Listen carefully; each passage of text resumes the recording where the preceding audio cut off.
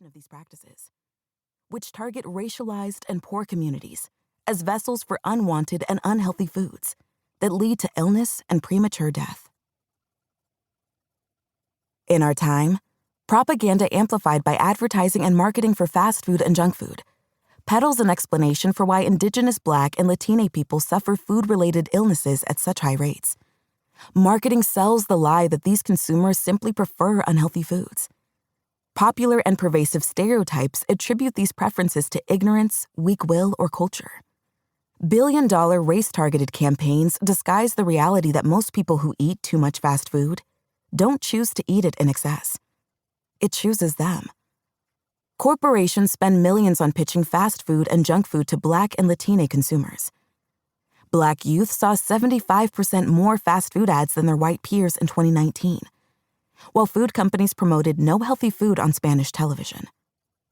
Unrestricted race-targeted marketing exposes young people to McDonald's Black and Positively Golden website, Spanish game apps, celebrity TikTok challenges, and vending machines embedded in video games.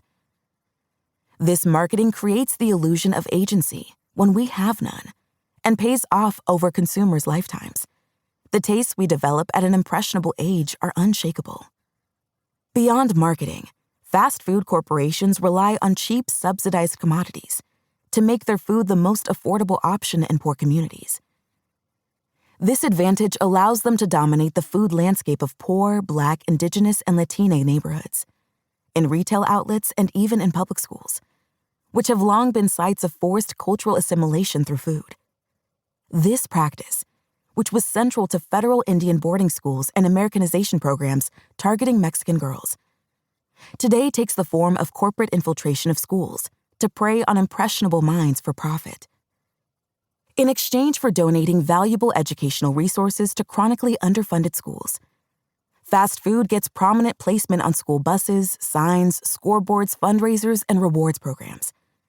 School lunches are a smorgasbord of subsidized commodities: tater tots, chicken nuggets, and endless cartons of milk. More than half the meals served at public schools contain dairy, even though approximately 80% of Black and Indigenous people, 90% of Asians, 50% of Latinos, but only 5% of Northern Europeans are lactose intolerant. The fact that white people seem to have a unique ability to digest milk, combined with its color, has made it a symbol of white superiority. Corporations' overdue attempts to cover or atone for their aggressive race-based marketing campaigns have been paltry at best. After George Floyd's murder by police in May 2020, consumers demanded anti-racist action and accountability. Mars Food responded by retiring its racist Uncle Ben spokesperson for its now named Ben's Original Rice. In hopes of keeping its share of the Black consumer market, it also created scholarships for aspiring Black chefs in Greenville, Mississippi. The $4 million it pledged was a mere drop in the bucket compared to the profits it reaped from over a century of racist branding.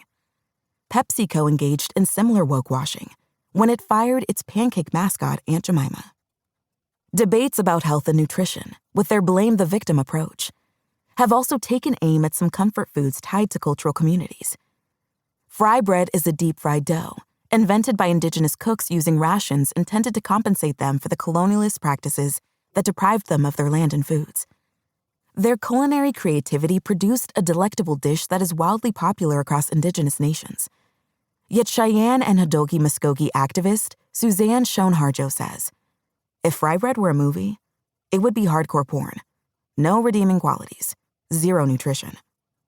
Enslaved people similarly transformed rejected food into recipes that remain emblematic of celebrated Southern cuisine today. The pleasures of hush puppies, cornbread, and greens are more than sensory. Culinary historian Michael Twitty explains, the Old South is a place where people use food to tell themselves who they are, to tell others who they are, and to tell stories about where they've been. Food historian Jessica B. Harris describes soul food as a combination of nostalgia for and pride in the food of those who came before.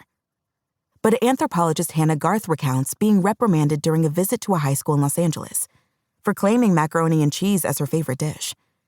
She pushes back against this dismissive attitude. A refusal to acknowledge macaroni and cheese as a culturally Black food then renders the dish as merely an unhealthy